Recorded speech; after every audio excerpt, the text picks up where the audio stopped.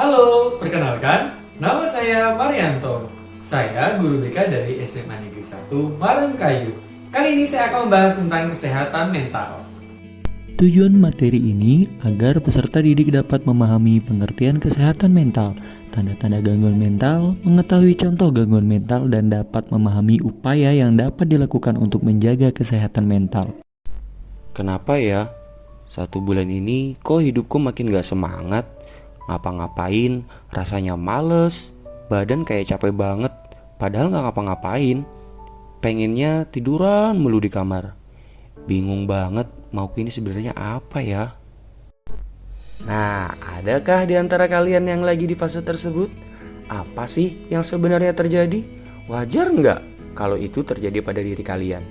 Kalau ini mewakili perasaan kalian, tonton video ini sampai selesai ya. Remaja seperti kalian yang tumbuh dan berkembang dengan teknologi modern serta banyak menghadapi tantangan dan tekanan serta tuntutan hidup yang semakin kompleks, wajar banget kalau kalian ngerasa ketidakstabilan emosi di dalam diri kalian.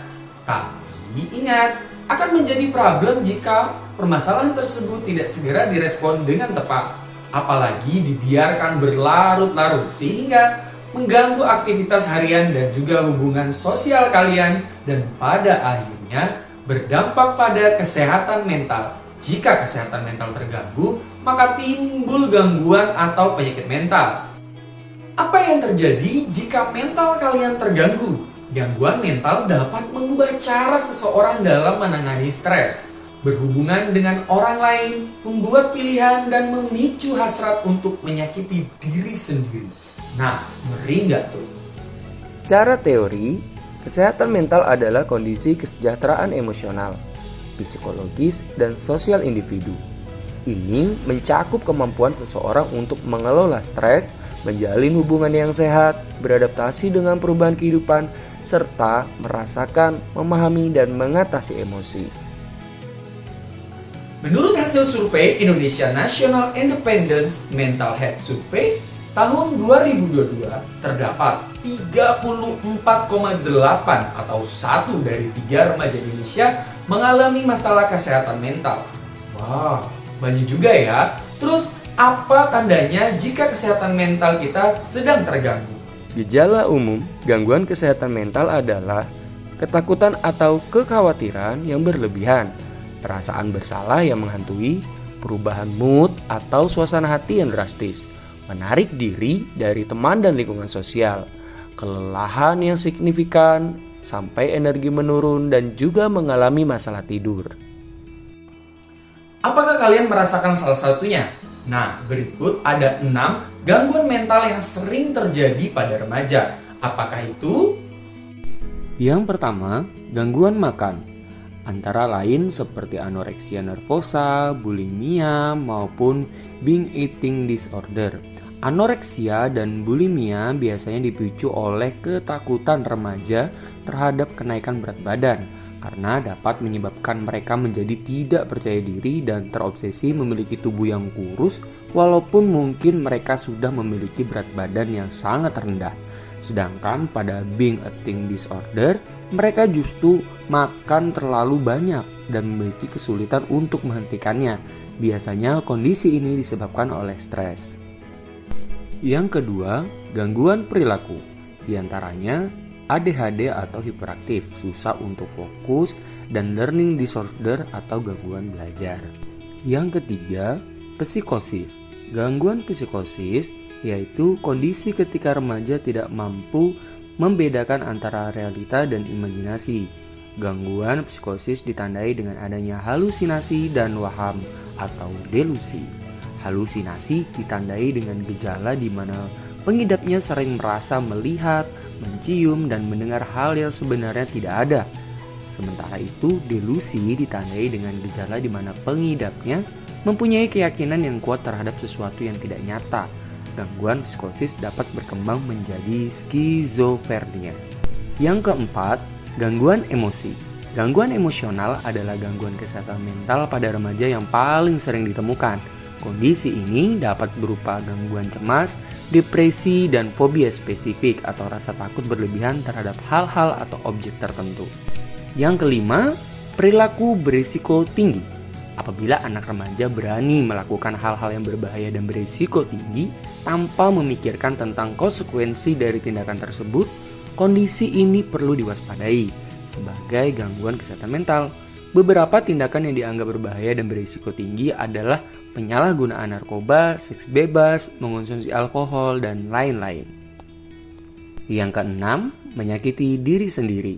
Tekanan yang dialami oleh remaja dalam waktu lama dapat mendorong munculnya keinginan untuk menyakiti diri sendiri, bahkan hingga bunuh diri. Tekanan tersebut bisa dipicu oleh banyak hal, seperti kekerasan seksual, perundungan, pengaruh media sosial, dan sebagainya. Wah, banyak juga ya. Emang apa sih yang bikin remaja terganggu mentalnya?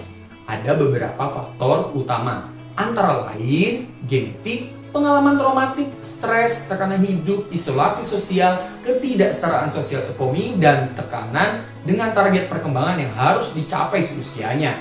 Terus, gimana dong upaya kita meningkatkan kesehatan mental?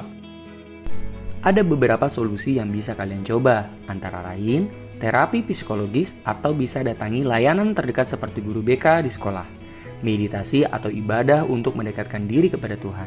Ini akan membuat hati kita jauh lebih tenang. Selanjutnya, olahraga dan menjaga kesehatan fisik. Tubuh akan melepaskan endorfin yang membantu menyingkirkan stres dan meningkatkan suasana hati kalian sebelum dan sesudah berolahraga.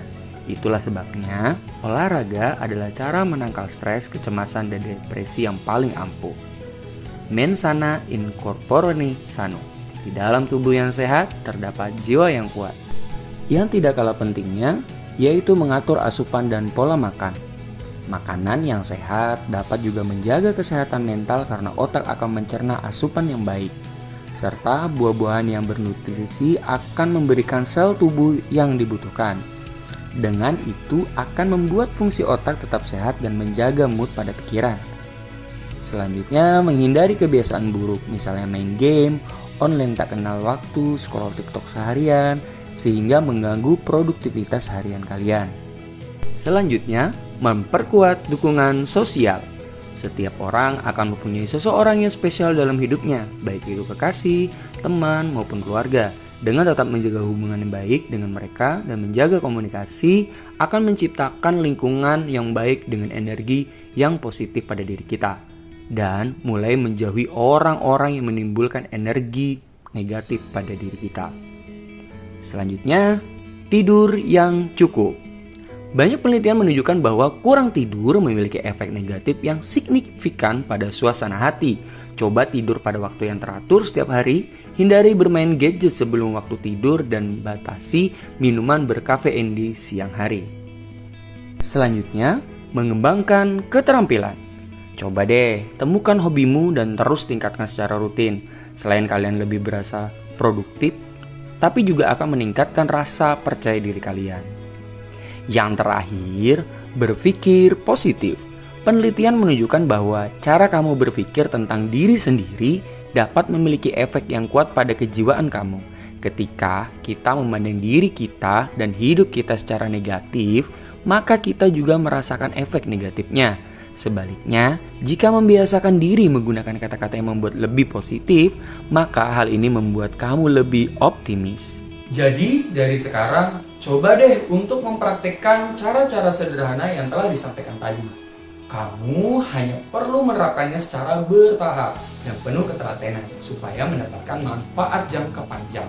Semoga kita jauh lebih peduli terhadap kesehatan mental kita, sehingga kita bisa hidup lebih bahagia, mudah meraih kesuksesan yang kita inginkan.